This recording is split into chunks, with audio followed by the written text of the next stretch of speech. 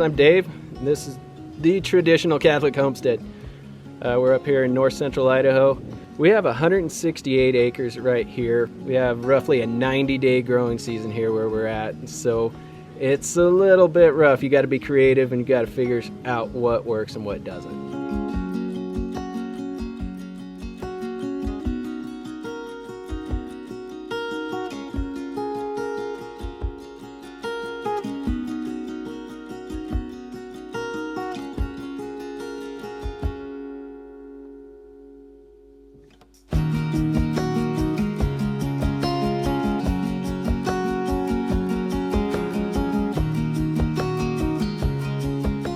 So the key on this one is you gotta cut the twine off on the bottom side where it's not frozen solid yet. There you go. Winter homesteading hay feed tip of the week.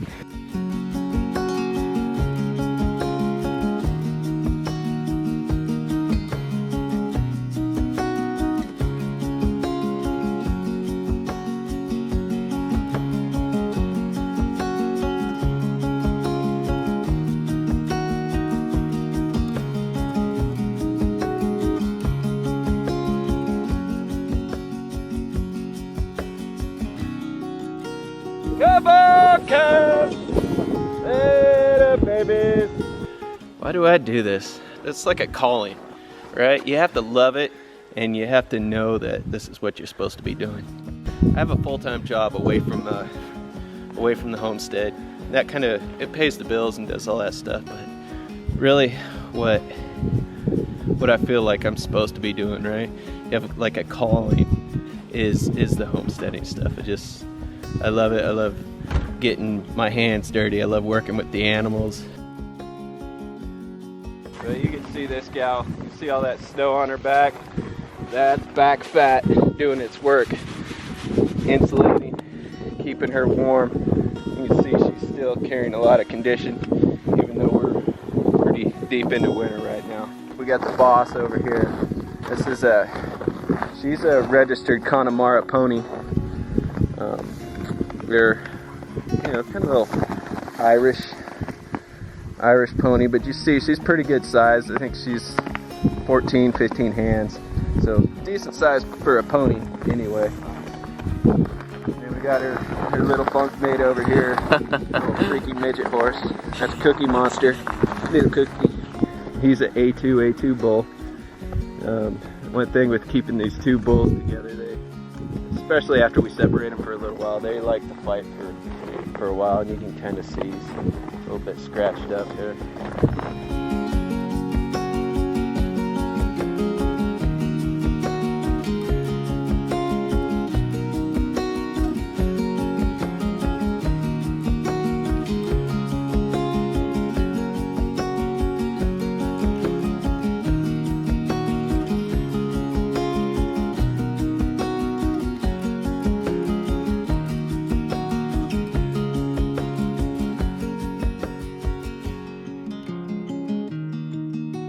That's just oats? It's barley. Barley? Yeah, and it's just barely sprouted.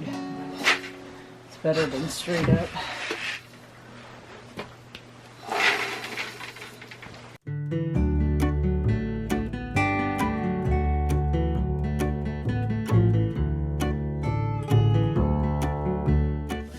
Give our kids good fresh milk that's not tainted with anything. I didn't know how much I would like having a milk cow, and I love them, so I wouldn't have it any other way.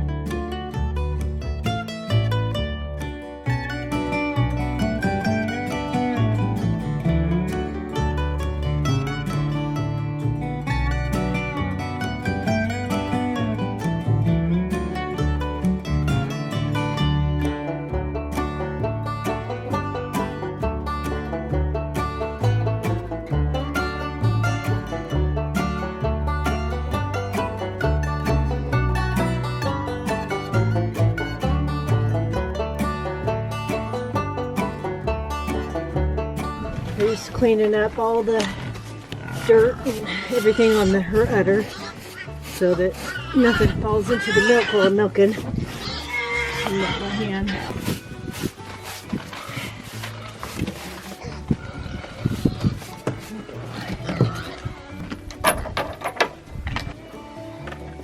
Nice warm soapy water for this winter.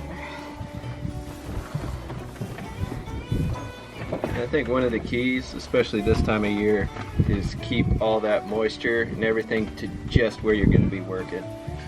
It keeps everything a lot cleaner, so you don't have to worry about water dripping down off the udder, getting into your milking pail and all that stuff. Then do the iodine dip.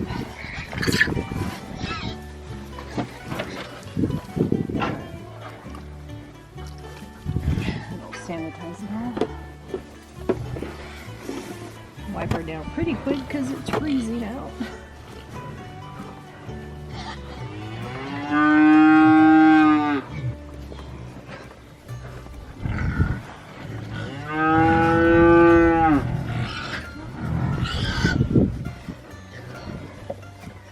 This is just tallow. I used to make a salve for her for milking just to keep it smooth, you know, while I milk. But I ended up just going with the tallow because then I don't have to make it. It's already made for me. This was from one of our beef cows a few years back. And it's good moisturizer for her. Stripping out any of the milk that was in the teat and getting any bacteria out that might be in there. Although we've never had a problem with her or any of the milk cows with mastitis. And now we're gonna milk.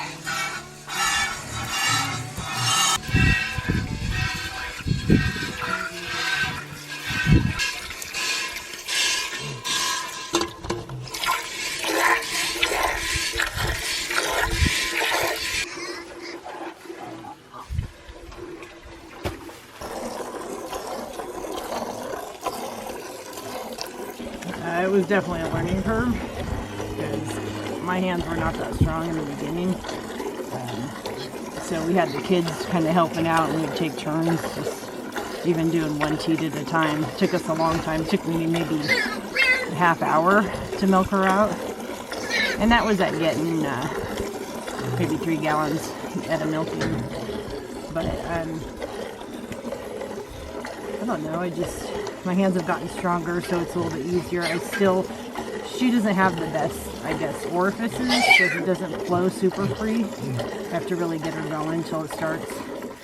And even then, the back ones is hard to squeeze because they're a little bit shorter, but it goes pretty good now. It usually takes about 15 minutes if she's got about 3 gallons in her.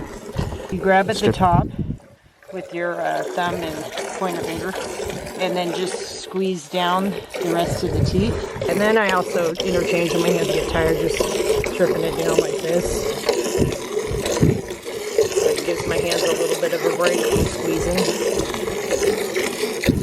I usually do, and people do it differently, but I usually end up doing the back teats first, just because she carries more milk back there. And I like to get the bigger part done first. So this side's pretty much already emptied. This last year she hasn't produced as much on this side as she has on this side. So I just kind of rotate around to the next teat until I've got all 4 of them emptied out.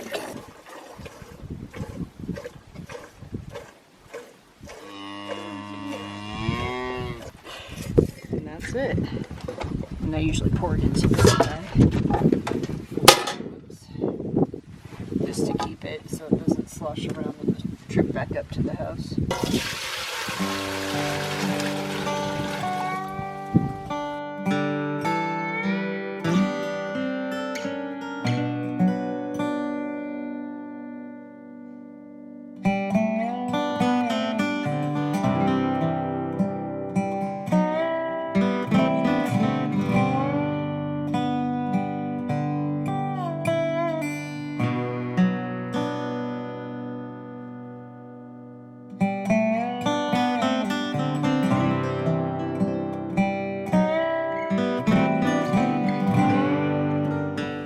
It helps us to work together. it's a lot of teamwork. And the boys usually are doing the other animals, the small animals, but going out there together, and it's all a process. I mean, the little guys can't do it as well as the big kids can, so it's me helping them, trying to keep things organized. That's always an ongoing process because they do things differently than Dave or I would do. But I would say it's made us stronger in that sense that we work together as well.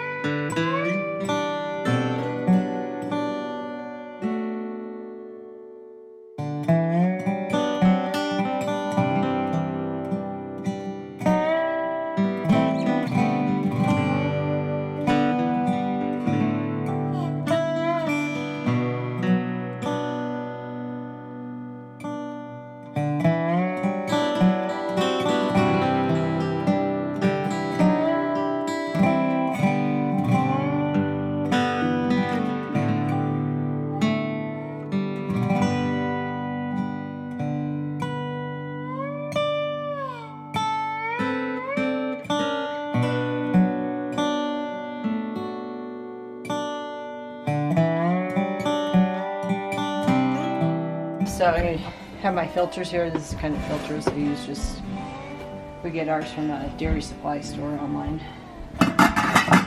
You just stick it in there and filter the milk out.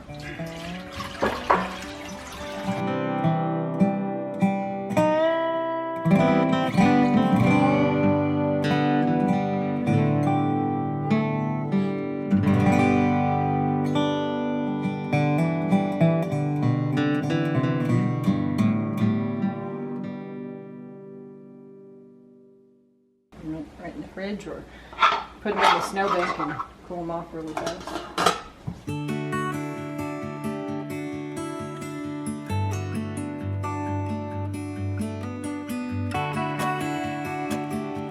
I love being able to produce off of our own land the things that we eat.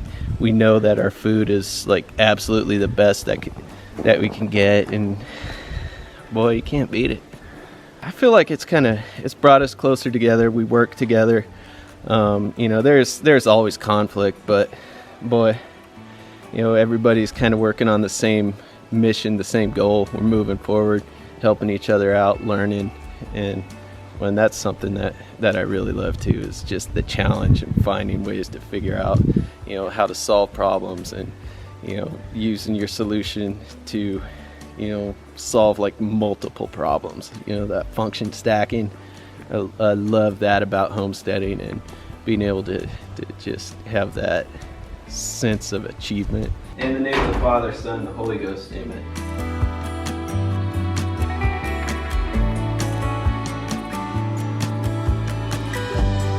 And I think that's good for the kids too. They're learning stuff, learning how to do stuff, getting a good work ethic, and growing as people.